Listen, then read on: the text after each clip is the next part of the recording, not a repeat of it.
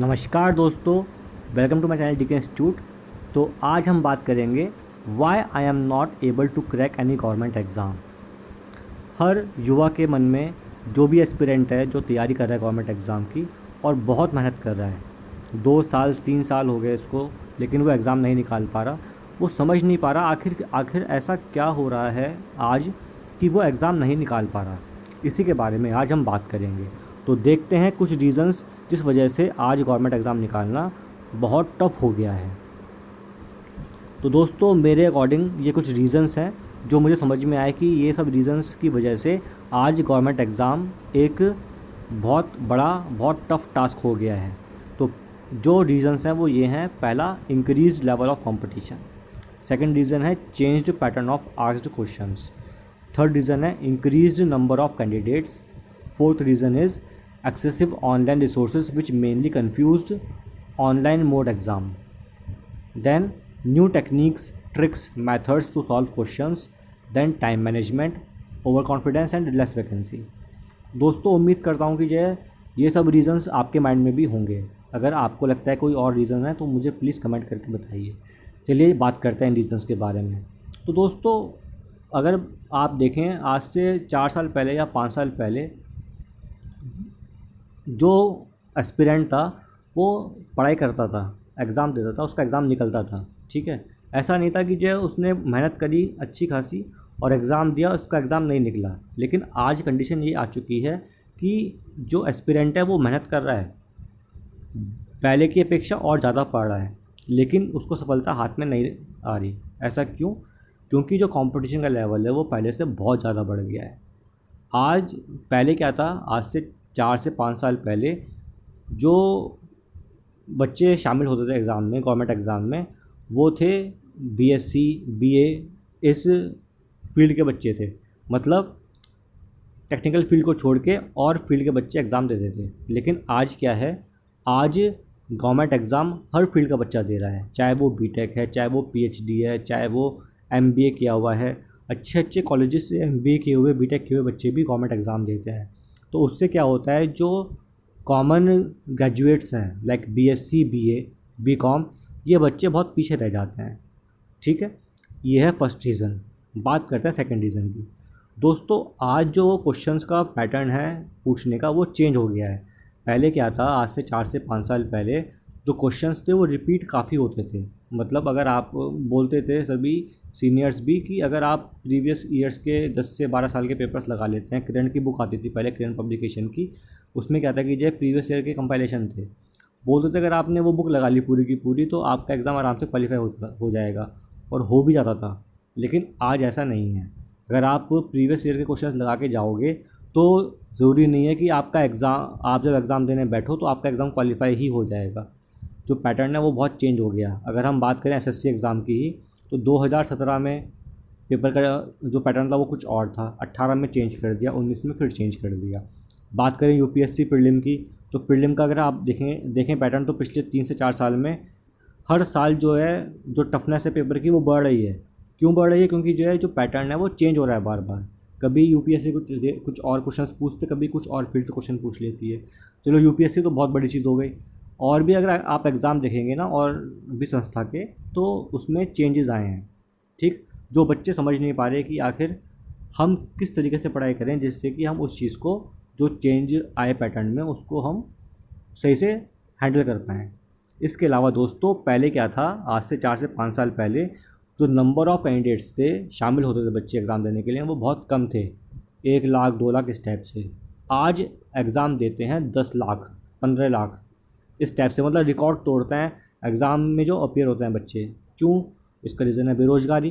भाई पिछले 4 से 5 साल में जो ग्रेजुएट्स हैं वो उनका नंबर बढ़ गया है, लेकिन साथ के साथ ही जो है उन बच्चों को जॉब भी चाहिए। जॉब है नहीं मार्केट के अंदर, ना प्राइवेट में है ना गवर्नमेंट में है। इस वजह से क्या हुआ कि नंबर ऑफ़ कैंडिडेट्स बढ़ गए हैं एग्ज़ाम देने के लिए, और उससे जो है कॉम्पिटिशन का लेवल इंक्रीज़ हो गया। इसके अलावा आप देखें तो ऑनलाइन रिसोर्सेज बहुत सारे अवेलेबल हैं। पहले क्या था, ऑनलाइन रिसोर्सेज अवेलेबल नहीं थे, तो इस वजह से क्या था, लेवल कॉम्पिटिशन का कम था। आज क्या है कि ऑनलाइन रिसोर्सेज इतने अवेलेबल हैं कि अगर कोई बच्चा पढ़ने वाला है और वो अवेयर है, तो वो ऑनलाइन रिसोर्सेज के माध्यम से डिफरेंट टाइप के क्वेश्चंस प्रैक्टिस कर सकता है। तो अगर डिफरेंट क्वेश्चंस एग्ज़ाम में आते भी हैं तो एक बच्चे ने इतने क्वेश्चंस लगा रखे होते हैं कि वो हर टाइप के पैटर्न को आराम से समझ पाता है। लेकिन ये वही कर सकता है जो ऑनलाइन मेथड से वाकिफ़ है, जो वेल वर्स्ड है। खासकर बीटेक के बच्चे जो होते हैं वो इस चीज़ को अच्छे से समझते हैं। लेकिन जो सिंपल ग्रेजुएट्स हैं, हम जानते हैं हमारे देश में आज भी 70% लोग गांव में रहते हैं, केवल 30% लोग हैं जो शहर में रहते हैं। गांव में आज भी जो मूलभूत सुविधाएं हैं वो नहीं पहुंच पाई हैं। ठीक है, तो इसलिए जो है जो ऑनलाइन मोड है वो अभी भी जो पॉपुलर है वो केवल शहरों में पॉपुलर है, गाँव में आज भी पॉपुलर नहीं है। इस वजह से क्या है, जो एग्ज़ाम का लेवल है वो बढ़ चुका है और जो बच्चे हैं एग्ज़ाम, गांव के खासकर बच्चे एग्ज़ाम नहीं निकाल पा रहे हैं। इसके अलावा पहले क्या था, एग्ज़ाम ऑफलाइन मोड में होता था।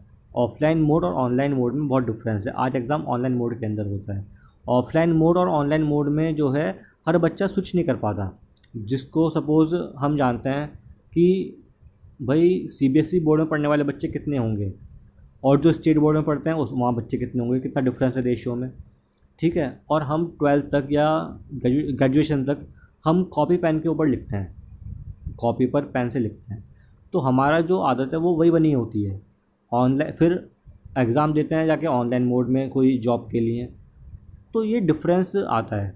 ठीक है, जब तक कि हम प्रैक्टिस नहीं करेंगे, हमारे पास रिसोर्सेज नहीं होंगे प्रॉपर ऑनलाइन मोड्स को समझने के लिए, हमारी जो एजुकेशन है वो ऑनलाइन मोड में नहीं हुई होगी पहले से, तो दिक्कत आएगी बाद में, जो दिक्कत आ रही है।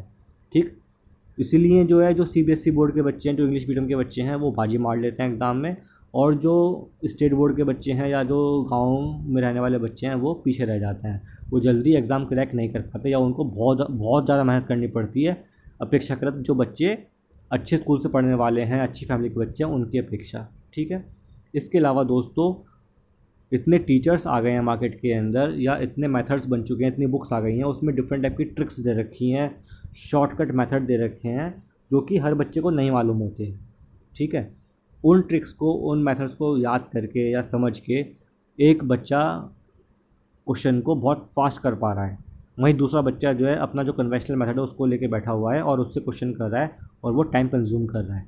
आज पूरा खेल एग्ज़ाम के अंदर रह गया है टाइम का। जो जितनी फास्ट, जितने ज़्यादा क्वेश्चन करके आएगा वो ही जॉब को पाएगा। आप देखो कट ऑफ कहाँ जाती है, 100-200 में से 210, 220, मतलब 200 क्रॉस कर पा रही है कट ऑफ आज। ठीक है, इस बार जो एसएससी का टॉपर है उसके 700 में से अराउंड 680 मार्क्स हैं। आप उम्मीद कर सकते हैं केवल 20 नंबर कम है। उम्मीद कर सकते हैं मतलब कितना टफ कंपटीशन हो गया है और कितनी एक्यूरेसी बढ़ गई है लोगों की। ठीक है, तो उस लेवल तक कंपटीशन पहुंच चुका है। वो कैसे? क्योंकि मेथड जो है क्वेश्चन सॉल्व करने का वो चेंज हो गया है। लोग नए मेथड यूज़ कर रहे हैं, खुद अपने बनाते हैं या सीखते हैं कहीं से। ठीक है, इसके अलावा टाइम मैनेजमेंट क्या होता है कि कुछ बच्चे क्या होते हैं, वो टाइम को, सपोज़ एग्ज़ाम में पेपर टफ आया लेकिन घबराते नहीं हैं, टाइम को सही से मैनेज करके पेपर को सॉल्व कर लेते हैं। लेकिन वहीं पर कुछ बच्चे अगर पेपर टफ आ जाता है तो वो टाइम को सही से मैनेज नहीं कर पाते, घबरा जाते हैं और अपना पेपर ख़राब कर लेते हैं। ये उन बच्चों के साथ ज़्यादा होता है जो प्रैक्टिस नहीं करते पहले से, मॉक टेस्ट नहीं देते हैं, घर पर प्रैक्टिस नहीं करी है, तो वो एग्ज़ाम टाइम में जब जाते हैं, एग्ज़ाम देने जाते हैं तो घबरा जाते हैं इस चीज़ को। और कुछ बच्चों को एग्ज़ाम फोबिया भी होता है कि जब वो एग्ज़ाम देने बैठते हैं तो वो घबरा जाते हैं और सही से अपना 100% नहीं दे पाते जो वो घर पे दे रहे होते हैं। इसके अलावा नेक्स्ट जो फैक्टर है वो है ओवर कॉन्फिडेंस का। कभी कभी क्या होता है कि जो बच्चे प्रैक्टिस बहुत कर लेते हैं घर पर, ठीक है, उनके जो मॉक टेस्ट उसमें अच्छे नंबर आ रहे होते हैं और उनको होता है कॉन्फिडेंस कीजिए कि पेपर चाहे कैसा भी आ जाए हम कर देंगे। लेकिन जब एग्ज़ाम में जाते हैं और सपोज़ पेपर उनके मुताबिक नहीं आता तो वो डीमोरलाइज या फिर जो घबरा जाते हैं और जिससे वो अपना पेपर ख़राब कर लेते हैं। या फिर माना पेपर बहुत ईजी आ गया, ईजी आने की वजह से उन्होंने सिली मिस्टेक कर दी तो वो अपना पेपर ख़राब कर लेते हैं। तो ये भी एक रीज़न है कि जिस वजह से बच्चे एग्ज़ाम पास करने में रुक जाते हैं। और सबसे बड़ा फैक्टर है लेस वैकेंसी। भाई आज से 4 साल पहले बात करें, IBPS एग्ज़ाम जो होता है बैंक का, उसमें 20-20 हज़ार तक वैकेंसीज आई हैं। ठीक है, लेकिन आज वैकेंसी कितनी आती है? केवल 3,000, 4,000। तो कितना डिफरेंस है? 20,000 आ रही है वैकेंसी एक टाइम पर और एक टाइम पर अब 4,000 आ रही है, जबकि नंबर ऑफ़ कैंडिडेट्स जो हैं वो बढ़ गए हैं। ठीक है दोस्तों, तो ये सब रीज़न हैं जिस वजह से जो है क्या हुआ, जो एग्ज़ाम का लेवल है, जो एग्ज़ाम का लेवल है वो बढ़ गया, लेकिन जो वैकेंसी हैं वो नहीं बढ़ी और बच्चे एग्ज़ाम नहीं निकाल पा रहे। ठीक है, तो दोस्तों अगर आपको मेरी जो मैंने बताई हैं बात समझ में आती हैं और आपको लगता है कि जो है कि हाँ जो मैंने बताई है बात इस वजह से ही एग्ज़ाम आज ही कोई बच्चा क्रैक नहीं कर पा रहा है और आप सहमत हैं, तो प्लीज़ कमेंट में लिख के बताइए कि हाँ आपको मेरी बात समझ में आती है और सही लगती है। अगर आपको मेरी बात सही नहीं लगती तो प्लीज़ कमेंट करिए और बताइए कि आखिर कहाँ मैं गलत बोल रहा हूँ, या आपके पॉइंट ऑफ व्यू से कोई ऐसी चीज़ है जो मैंने नहीं इसमें इंक्लूड करी है, वो भी आप बताइए मुझे, जिससे कि जो और बच्चे ये वीडियो देखें और कमेंट पढ़ें तो उनको मालूम चले कि आखिर वो गलती कहाँ कर रहे हैं, जिससे कि वो अपने आप को एनालाइज कर पाएँ और आगे गलती ना करें। दोस्तों ये चीज़ आप गांठ बांध लीजिए कि कंपटीशन का लेवल बहुत बढ़ गया है। अगर आप 100% मेहनत नहीं करेंगे, ठीक है, तो आप एग्ज़ाम नहीं निकाल सकते। मेरे अकॉर्डिंग मैं आपको यही राय दूंगा कि एक नाव पर सवार मत होइए लगातार। अगर आपको लगता है कि आपको 1 साल 2 साल हो गए हैं एग्ज़ाम नहीं निकल रहा, तो प्लीज़ सर्च अनदर ऑप्शन, कोई दूसरा रास्ता चुनिए, हो सकता है आपको सक्सेस उस रास्ते पर मिल जाए।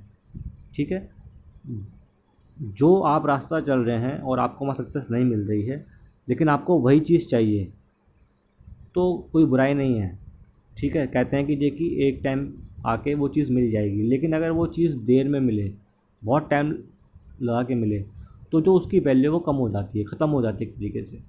तो ऐसी स्टेज ना आने दीजिए कि जो है आपकी जो लाइफ के अच्छे पीरियड है, अच्छा समय है, वो निकल जाए और आप कुछ ना कर पाएँ, ऐसा भी मत होने दीजिए।